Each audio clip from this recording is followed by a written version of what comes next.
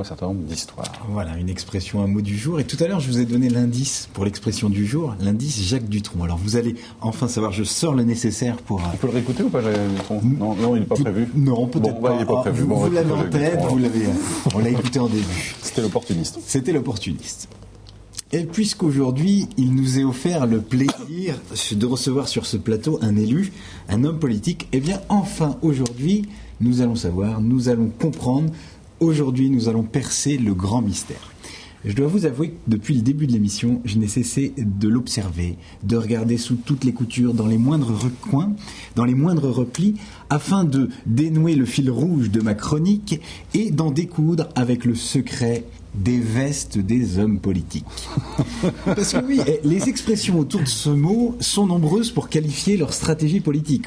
On peut ainsi prendre, remporter, retirer, tailler, tomber ou retourner sa veste.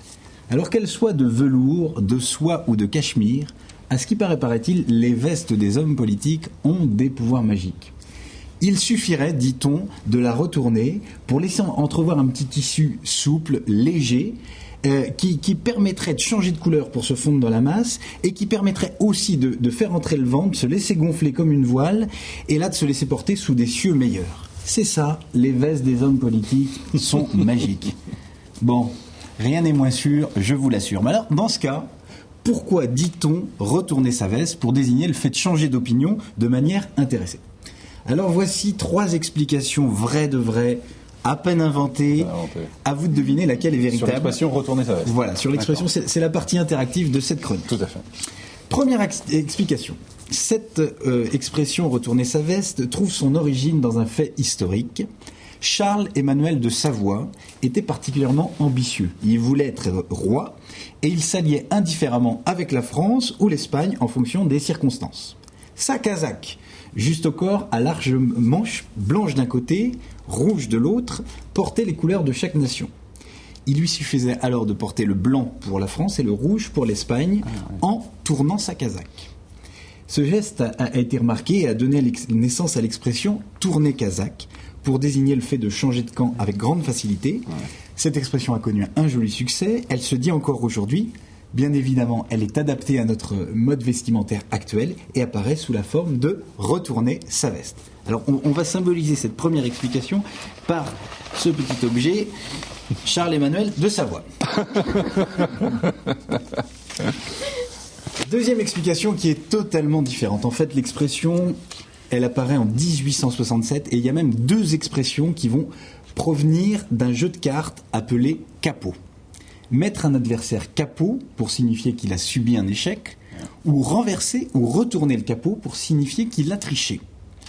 Or, il faut savoir qu'à cette époque, il existait un vêtement du nom de capote qui a donné l'expression prendre une capote, puis à mesure prendre une veste ou être capot. Et ça a été le même phénomène pour retourner la capote qui est devenue retourner la veste.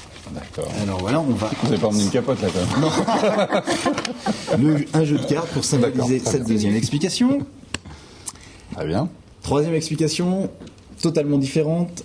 L'expression provient du théâtre, parce qu'il faut savoir que c'est au XVIe siècle que le répertoire théâtral va se laïciser, va se diversifier et permettre aux femmes de monter sur scène. Parce qu'avant le XVIe siècle, les femmes ne montaient pas sur scène. Elles faisaient dans les troupes itinérantes des numéros de jonglage ou de chant, mais dans des intermèdes très très précis.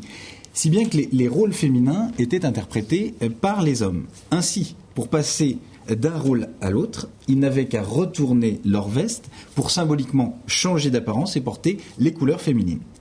Passé le XVIe siècle, cette expression va perdurer, mais en s'appliquant surtout aux hommes en charge des affaires de la nation, qui, tels des comédiens, avaient tendance à jouer la comédie et à changer d'avis. Donc on va le symboliser par ce masque théâtral. Voilà. C'est le moment de vérité. 3 propositions. Mais vous êtes très convaincant en fait. C'est-à-dire qu'on se dit que les trois sont possibles. Le premier, je me suis dit, c'est sûr, c'est ça, parce que vous étiez très très documenté sur la première quand même. Oui. Gaël Rajo? Moi, j'aime bien Charles-Emmanuel. J'aime bien. Ouais, c'est bien comme histoire. Ouais. André Viette? Moi, je regrette de ne pas être venu en chemisette, mais je dirais la première. Vous diriez, pardon? La première. La première aussi. Leslie? Ouais, la première aussi. La première, ouais. Bon, vous avez raison. Ceci étant, ça lui a pas porté bonheur parce qu'il voulait être roi et c'est pas parce qu'il a retourné sa casaque qu'il est resté duc. Donc, et pour terminer cette chronique, après vous avoir bien écouté, vous avoir observé sous toutes les coutures, le seul costume que je puisse vous tailler est, semble-t-il, celui de la franchise.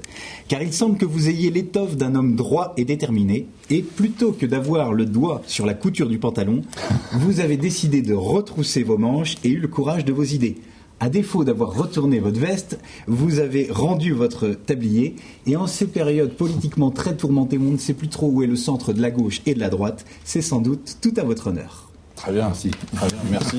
Merci Jérôme.